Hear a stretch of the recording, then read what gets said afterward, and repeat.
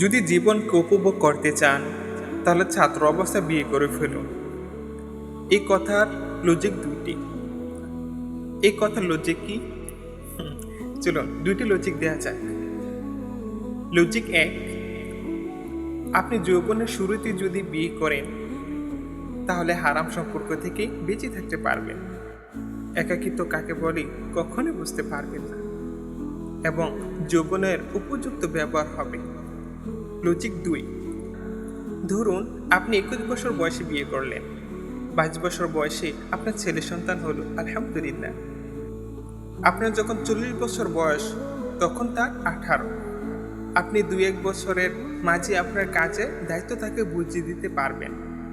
আস্তে আস্তে নিজের দায়িত্ব কমাতে পারবেন 40-এর পরেই।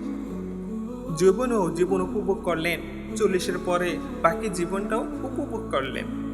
অপরদিকে বিয়ে যদি 30-এর পরে করা হয় তাহলে সন্তানের 20 বছর হলে আপনার বয়স হবে 50 থেকে 55। তো কোনটাতে লাভ বেশি তা বুদ্ধিমানরা অবশ্যই বুঝে ফেলেছেন। তবে হ্যাঁ, ছাত্র অবস্থায় বিয়ে করলে স্ত্রী সন্তানের দায়িত্ব নেওয়ার মতো যথোপযুক্ত মন মানসিকতা থাকতে হবে। ভরণ পোষণের জন্য কঠোর পরিশ্রম করতে হবে। মুমিনের জীবন তো অলস হবে না, এটি তো স্বাভাবিক, তাই না? সবচেয়ে গুরুত্বপূর্ণ বিষয়, ছাত্র জীবনে বিয়ে করার জন্য যথেষ্ট পরিমাণ সাহস লাগবে আর পরিবারকেও বোঝানোর মতো ক্ষমতা লাগবে।